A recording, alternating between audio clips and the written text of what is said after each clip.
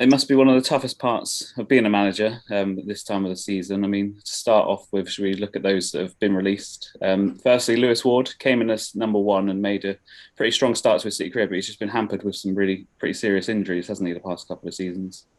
Yeah, I think it's probably a fair comment to say himself and Johnny Max said have had the same sort of bad luck, I suppose. Both came in at the same time. Both had aspirations to get hold of that number one jersey. Both had periods of good form, but then both couldn't find any consistency in terms of rhythm of their game due to injuries and due to their own form as well, and due to team setup. So they've both been unlucky in some aspects, but neither have really been able to get hold of that number one jersey and keep it. And then obviously with the introduction of Yokkel midway through the season on an initial emergency loan, and then a reintroduction back in January, kind of put them second choice and third choice respectively. And obviously Lewis Ward went to find first team football. Ironically, he didn't play a game at Portsmouth, but he obviously wanted to do that in terms of his own career. And like I say, they're both goalkeepers will be getting released on the basis that neither have been able to really grab hold of that number one jersey and make it their own. But obviously, like you mentioned, injuries for both players have played their part in that. And injuries you can't predict in any way. A broken arm, an ankle injury, both severe ones for Lewis, a dislocated kneecap for Johnny, a break in a little finger, and a tear in a side muscle for Johnny. So kind of 5 injuries there, which you certainly don't expect when you sign 2 young goalkeepers or 2 goalkeepers you expect to be able to consistently play games. But that's the reasoning why we've released both those players. And for a goalkeeper, is it hard to just, after a long injury, come back in and find form? Because, unlike outfield players, you can't be eased back in. You're chucked straight back in, aren't you? Yeah, but then both have played a part in that, because when one's been out injured, then certainly with Lewis's starting the first season he was here, then Johnny Maxey came in and performed really well. And then as a goalkeeper, you're waiting for mistakes or an injury yourself for the first choice keeper, because once a goalkeeper plays relatively well, and they generally keep the shirt. So it was just a case of neither of them could got that amount of games consistently enough. And when I say the amount of games, you want your goalkeepers playing 40 plus games a season. And like we spoke about, neither of them have been really able to do that. So the rhythm of their game has probably struggled. Their own development has probably struggled off the back of it. They've still been part of a 2-year period where the pandemic's played a huge part in that. And we've got to remember that Johnny was COVID positive for a period of time and missed the first leg in the playoffs. So even that was a little bit disjointed, and that was due to circumstance alone. Tom Parks, I guess you describe him as a proper old-fashioned centre-back, but with Alex Hartridge breaking through, Sam Stubbs available next season, Rory still here, was that part of the reason that Tom was released? Yeah, definitely. Look, I think we all felt that we had the best out of Tom when he first arrived at the football club. He was in the best physical shape he could be, and his performances the first half of that season and the majority of that season were where they needed to be.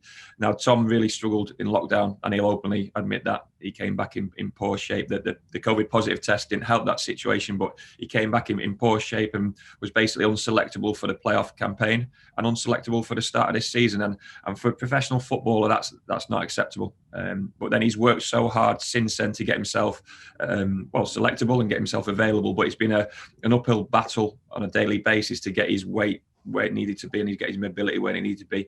And his performances this season have probably reflected those struggles.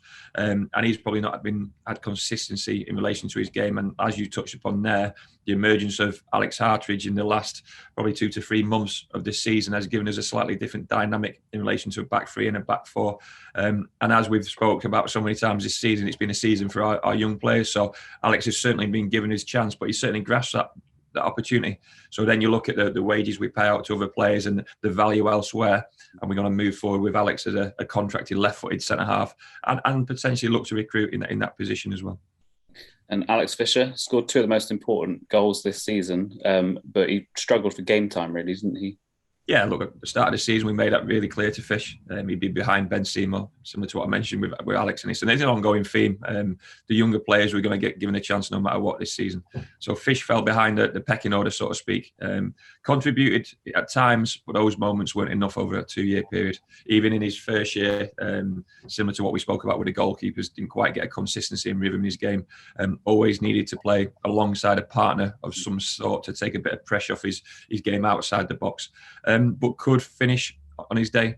And if he wanted a ball to drop to someone in the box, then Fish could be on the end of those moments. But like I say, just wasn't quite enough over that 2-year period. And as this season went on, we tried to make it clear to a few senior pros that the young players would keep on getting opportunities and to find game time elsewhere and to take opportunities elsewhere. But a lot of senior ones wanted to stay and fight for a place, knowing they were behind the other players in relation to that. And like I say, Fish will be disappointed and frustrated about the amount of game time, but he knew full well what to expect going into this season.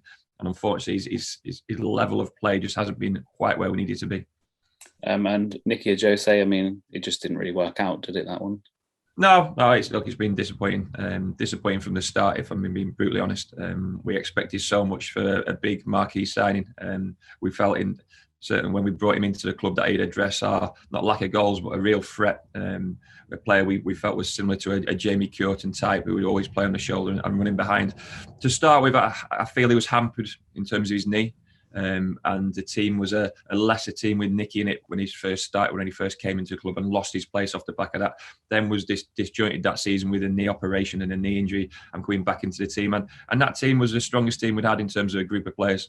And he still couldn't quite affect it the way we needed to do so, or we needed him to play. And he lost that power in the legs to work that spacing behind, which is what he was brought into the football club to do. So it was disappointing in terms of that first season. And similar to the Fisher situation, Ben Seymour's took a position as our second centre forward this season, which puts Nicky further down the pecking order alongside Fish. And his opportunities have been limited. But even when those opportunities have come this season, we've not seen enough to change our minds in any way. So a disappointing 2 years for Nicky on a personal level, and a disappointing 2 years in terms of value we get as a football club. And contracts were offered to Jake Taylor, Randall Williams, Lewis Page and Pierce Sweeney. Are you able to provide any update on those? Yeah, look, we expect Jake Taylor to leave the club. A fantastic servant, my captain for 3 years, and a fantastic captain. He's grown into that role. He's shown a maturity which has been his biggest strength this season, simply because of what he's had around him. And he's probably cut a frustrated figure at times in the last few months because his influence has been second to none on and off the pitch. But we've not been quite good enough to support his influence. And he deserves to go on to hopefully a bigger club, so to speak, and financially a bit more security for his family. I know he wants to move back home in relation to where he's from originally. So he'd be looking for a club closer to home. But we wish Jake all the best. I can't speak highly enough of Jake Taylor and his influence, like I say, on a daily basis, which the fans don't see, but also in terms of games. In terms of the senior players this season, there's not been a whole host of them I could say I've trusted week in, week out, but Jake Taylor's certainly been one. No matter what happens, I know exactly what I'm going to get out of Jake Taylor, and that's a great reflection on him this season, but over the course of his career at Exeter City, and that's why Paul Tisdale valued him so much as well. So, like I say, we wish Jake all the best, and we hope he goes on to a really strong club. And Randall Williams? Randall Williams, this is a difficult one because obviously everyone knows what happened at the start of the season on the back of his fantastic season last season where he was so influential. He turned down those opportunities to sign for the top League One clubs at that time. He felt he wanted to run down his contract and he believed there was better opportunities out there for him. Unfortunately, his game struggled due to whatever reason. That can play a part, but that was only at the start of the season. And at no stage this season has he able to find any form in his game. And that's a stark contrast to what it was last season. I mentioned before about the influence of the senior players this season. And going into it, you'd say Randall Williams was a senior figure, a player who I could put a lot of trust in to perform to a certain level. And he's not hit those heights, I'm afraid. We've still been a better team with him in it simply because of his legs and his pace and his dynamic movement and something which frightens the opposition. But then the stress fracture came at the wrong time as well. And we saw moments and glimpses of a little bit of form, but like we spoke about, not on a consistent basis, I'm afraid. So a really frustrating season for Randall Williams personally, a frustrating season for ourselves as a club, a frustrating season as a manager because, when Randall decided to stay with the club at the start of the season, he missed the first few games of the season, you're expecting a really good player for a longer period of time. Unfortunately, that didn't quite materialise. But same as Jake, we wish him the best in terms of what he goes on to do. He wanted to get into this position where he's out of contract and he could choose what club he goes to. Whether he's in a better or weaker position than he was this time last season, only the market will tell us in the next few weeks. But we feel we played a part in his development, a player profile which we want to attract more of in terms of a player getting released from a Premier League team, and we're putting a big sell on in relation to that percentage sell onto that club, and they feel they could come here, get game time, but develop. And he's done exactly that. Like I say, it would have been financially beneficial for the club to if he left in August or in September, actually, as it was. But there was no pressure from us for him to do that. And that's clear in relation to all our players. It's their careers, and they're really in charge in relation to that. So we backed his decision back in September. Like I say, unfortunately, his games this season haven't quite provided us with what we wanted or what we needed.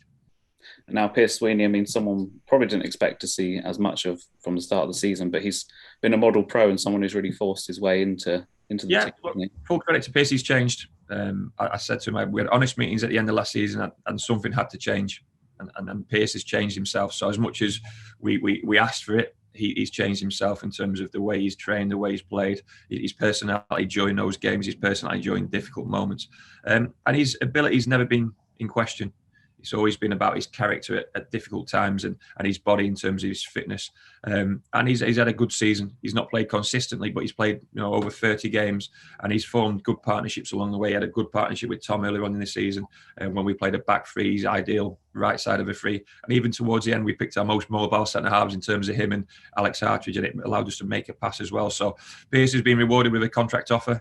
But similar to other players, he's probably in a stronger position now than he was this time last season. So we fully respect that process and fully respect whatever decision Pierce has made.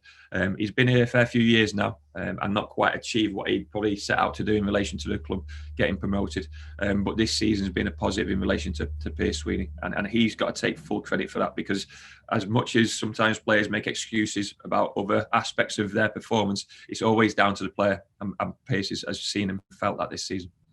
And Lewis Page, I mean, possibly seen as a bit of a gamble signing at the start of the season with his injury record, but he's, aside from a couple of niggles at the start, he's really done well with his fitness and been a key part of the team. He has, absolutely. It was a gamble, but it's all we could afford at that point. Let's be honest, in terms of our recruitment at the start of the season, we after losing Craig Woodman and Dean Moxey and having no recognised left back on the books, we needed to sign someone, and he was available. With no disrespect to what we paid him, he was relatively cheap in that process. But we knew there was always going to be a chance that he would pick up the injuries which he suffered throughout his career. He only really had one substantial injury, the hamstring, which he picked up against Carlisle. But in that process, he was only out for 6 to 8 weeks. Then he picked up a hip flexor injury, ironically, in his first game back in the FA Cup at Gillingham. But he's been a consistent performer. His form at the start of the season was outstanding. And similar to some of the rest of the senior ones and some of the rest of the team, he's been a struggle probably from Christmas onwards, and the amount of games and the lack of training and the lack of recovery has probably took its toll with Lewis. But he's still been one of our better performers this season and when he's played. But we're in a position now where we want not a guarantee, but we need more from the players we've got contracted. And that's no disrespect to Lewis in any way, but we want to be signing players, and we want players contracted who we can almost guarantee, barring a freak injury or a leg break of some sort, a bone break of some sort, they'll be consistently available, and we can work with them on a daily basis on the training ground, but also have that availability aspect in relation to games. And the contract reflects that. But it's a contract, and it's a good contract. And Pierce and Lewis have got to decide what they can obtain elsewhere, in all honesty. And that's the way it works. And like I say, we can't have any quarrels against those situations. We've been there ourselves as players in the past, and you've got to do what's right for yourself in your own career and in terms of your family and your financial security. But in terms of what the market is, nobody knows it yet. Some teams haven't quite finished their season as yet. There's playoffs going on.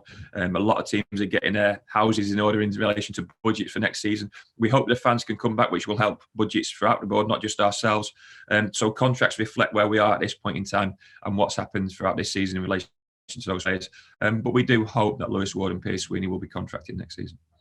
And Paul quickly managed to become a fan favourite without the fans actually seeing him in person, which is incredible. But he's returned to Reading after a hugely successful couple of loan spells. I mean, is he someone that you'd love to bring back if there was the possibility? Yeah, look, we spoke about Lewis and Johnny not being able to get hold of that number 1 jersey. Let's be honest, Jokkel's done that. And he's done that as a 19-year-old with no men's experience before, men's football experience before, senior football. An unknown quantity in that first game at Leyton Orient. We went off reputation, went off guidance from James Bittner in terms of the goalkeeping coach at Reading. So full credit to the opportunity we were given by Reading. And he's took it with both hands, quite literally. You knew after the first 5 minutes of the game at Leyton Orient that he had a personality and a character and an ability to survive at League Two level. Now, let's be honest, he's not been perfect, and there's aspects of his game he knows he needs to work on, i.e. his distribution. But for a 19-year-old goalkeeper to come in and perform the way he has, and to capture the hearts and the minds of our fans without them being there, like you touched upon, is absolutely incredible. And it's what you want from players coming into the football club. People speak about this football club being special, but it's only because of the people involved in it. And Jokkel's provided such a great, not distraction, but a great extra added source of interest, I suppose, whether it's in Iceland or with our own fan base, but a great personality and a great character. And let's be honest, he's played really well for us this season. And not only did he play well for us, even in the 2 games he played for Morecambe, one against us, he kept 2 clean sheets as well. So his clean sheet record, second to none. His goal against record, second to none. A top performing goalkeeper in this league. And like you touched upon there, we'd love to get him back. But I'm sure he's got his own aspirations at Reading, first and foremost. But if they don't work out in pre-season at the start of next season, then hopefully we'll be on hand to make that phone call and bring him back. And Robbie Willmott has returned to Newport. I mean, he showed some glimpses of the quality he's got going forward with a goal and a few assists, didn't he? Yeah, absolutely. Let's put it into context in terms of the market we were working in January. And you'd say Newport were a playoff rival, a contender, a rival in relation to the league table, and we were getting a player on loan from a rival, so to speak. So that's probably unheard of in relation to what normally happens. But Rob was relatively local, so it worked with him staying in around the Newport area with a young family. It meant he could travel in and obviously play for ourselves. And his performances have been pretty strong. Picked up a slight niggle, and due to his age and the lack of probably training he'd had previously, we couldn't quite play him every minute of every game. But his input at times has been strong, and he's added a little bit of quality, certainly in terms of the wide areas. And when we need it, we were struggling with obviously Joel Randall's injury and Randall Williams with a stress fracture, and then obviously Nicky departing the club as well. So all of a sudden we were minus 3 influential players, and Robbie joined the club. Like I say, in the last few months of the season, it's been difficult for everyone, but Robbie's been a stronger performer in relation to that. And we'll monitor his situation first and foremost at Newport, and then in relation to what we spoke about the market in terms of players being available. And looking at the young pros that have been released now as well, Noah Smurden, Lewis Wilson, Louis Morrison and Will Dean. Are you able just to run through those decisions? Yeah, pretty simple. I'll start with Will Dean because he's probably one with the fans can relate to the most. He started the season in the first team. His pathway is just not quite there in relation to our first team, and we're not a club who can afford to, or the way we work, we don't just keep players on for the sake of keeping players on. Not to say Will Dean wouldn't get an opportunity, but we've got centre-halves contracted. We've got a lot of centre midfielders contracted as well. We'll come on to the under-18s who we've signed in a moment, which also plays a part in it. And we don't want to block anyone's pathway. And if we kept Will Dean, we'd be sending him out on loan to a lower level. And he's done that for the last 3 or 4 years. So we don't need to do that in relation to Will Dean. And we couldn't quite give him that opportunity with the first team. He performed well at the start of the season. Due to injuries elsewhere and other people not quite selectable like we spoke about, he started the season, played at Salford, which was a fantastic experience for him, and obviously Port Vale and the Bristol City games, and played really well alongside Rory McArdle at the start of the season. But we knew if we needed to shore up that back line, that we needed different personnel within it at the start of the season. And Will's unfortunately become not a bit part player, but his opportunities have been limited since then. Like I said, he feels he wants to play in that midfield position, and then he's got to get in ahead of the likes of Nigel Attingana, Archie Collins and Harry Kite. And he's slightly behind those players, not to mention the 18s coming through. So, like I say, it was a difficult one with Will, because if circumstances were different in terms of the personnel in front of him, then we'd have kept him, because he's a player who can play league football. But for his own benefit, we feel it's the best thing to do for him to further his career, to go out and play men's football and forge his own career in the game. In relation to the other 3, look, we signed Noah Smurden probably 2 years too late. We needed to get that 16s to 18s period with him, just to hone his game and to tidy his game. He came to us very raw, but he had something about him. And he played well on loan in terms of Tiverton and a couple of other loans, but couldn't quite bridge the gap between the levels, and that's a hard thing to do when you don't have that upbringing from 16 to 18 of training every day. So he was almost learning on the job whilst we were expecting, or after improvements, to get to first team level, and unfortunately it's not quite happened. He's been hampered with injuries across the way as well. His body's not quite been able to stand up to the rigours of everyday training and the rigours of first team training as well. And he had quite a serious operation on his stomach this season, so it's not quite worked out for Noah, but not for the want of trying, and he'll leave us a better player and a better person and better for that experience. And in terms of Louis Morrison and Lewis Wilson, unfortunately, good players at under 18 level, unfortunately haven't quite been able to make the standard in relation to the first team. It's the hardest thing young players have to do, and it's the biggest jump, and it's the hardest one they have to make. I can't emphasise that enough. So it's not always a reflection on these individuals. It's basically the difference between academy football and League Two football. And if we can see players getting close to it, or we can see an aspect of their game we want to invest in, then we'll keep the players at the club. But unfortunately, Lewis Wilson and Louis Morrison quite haven't shown enough throughout the course of this season for us to be able to do that, and both will be leaving the club. And there's been some great news in that 5 of the under-18s have signed professional contracts in Jack Arthur, Jack Veal, Nelson Isigwan, Ellis Johnson and Alfie Pond. And what is it about these guys that have earned them that contract? Performances. It's as simple as that. Look, we got Nelson tied down early. He's a player we're excited about in relation to his physical profile, first and foremost, the speed he covers the ground, the position he plays, and his size. You know, you don't get many 6'1" wingers who can run, head and tackle, but also cross and affect the opposition in an attacking sense. So Nelson's one we're really excited about, and we got him tied down to a contract relatively early. His performances in the Youth Cup were really strong again this season, and for the 18s throughout.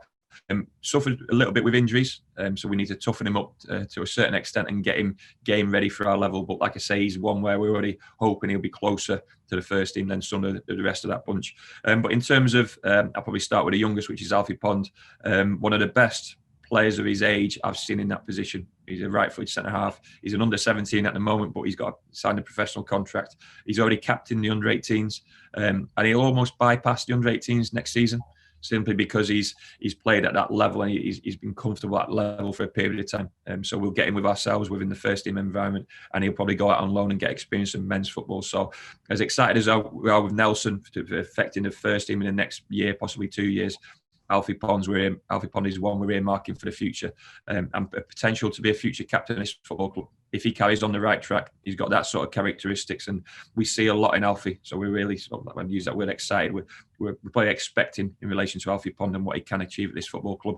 And he's still under 17, going into an under 18 next season. The 3 under 18s have deserved their contracts: Jack Arthur, Jack Veal, and obviously Ellis Johnson. Anyone who's watched the under 18s campaign, I suppose, and the FA Cup youth run, so to speak, would see they were the most consistent performers. Jack Veal contributed with goals, with assists, with set pieces, a driving force in the heart of the midfield for the under 18s this season. So he deserves his opportunity next season. The same for Jack Arthur. He's trained with us all season, so we've had eyes on him, not just when he's been playing for the 18s, but in terms of a daily training session. So his game's developed, and there's a real turning point halfway through this season for Jack, where he showed more signs of maturity, much better character, which is absolutely key in relation to the goalkeeping department, because it's all about emotional control, because they're going to make mistakes. You can't hide away from that fact. Young goalkeepers will make mistakes. It's how you react to the next action. And he changed his mindset to his training and his work, and he's got the rewards in relation to that. And Ellis Johnson is a player who's probably been a standout performer for that 18s this season. A dynamic right back who we see a lot of potential in.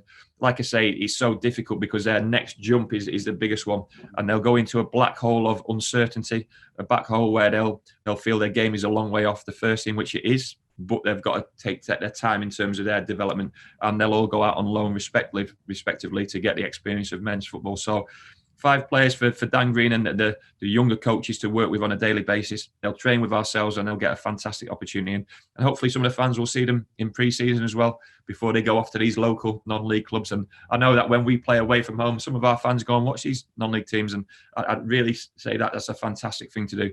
Go and watch the Tivertons of this world, the Tauntons, the Troros, anywhere our young players are out on loan, just to get a bit of an earlier view of these players.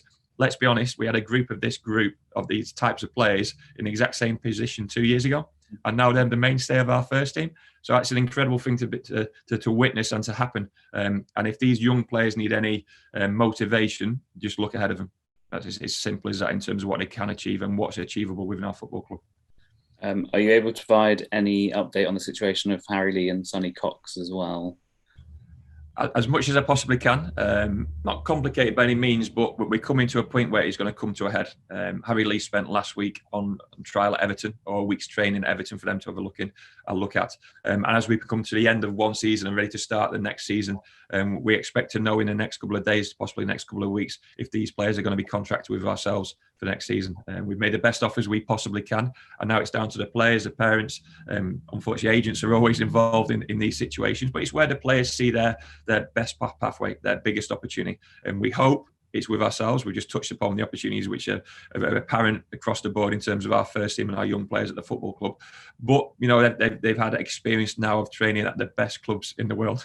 And that's no exaggeration. So that's an incredible thing to experience first and foremost. And if these clubs want to make offers, then obviously we're always open up to offers in relation to our players.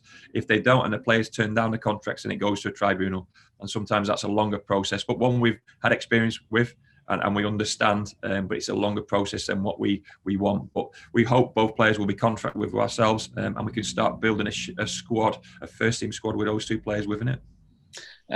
Is it likely that there could still be any outward movement over the summer as well, given those contracted players? Potentially. Look, our young players are always in demand, let's be honest. Our young players are always in demand. But the way the season has been and the consistency of our performance, I would only say that MJ would warrant sufficient interest. And I think that's a fair reflection. He's been outstanding this season. 20 goals as a return from that position he plays on, just off the front man or attacking midfielder. So MJ's the one who I would expect some interest in. And in terms of the other young players, a lot of clubs and a lot of managers and a lot of chairmen phone us up and say, "Oh, we really like so and so." That's no problem.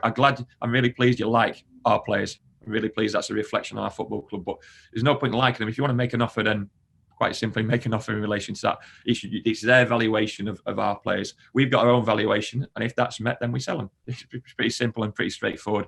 But we get a lot of noise and a lot of kickback and feedback from elsewhere, and agents are involved in that in terms of all these big clubs liking our players. That's absolutely no problem. Make the offers in terms of what you value that player at. We've got our own valuations, and then hopefully if they match, we make it work. But I don't expect too much movement in terms of this window, in terms of players going out. Not many of those players what they probably expect or what people would think they would expect, apart from, like I've said, MJ.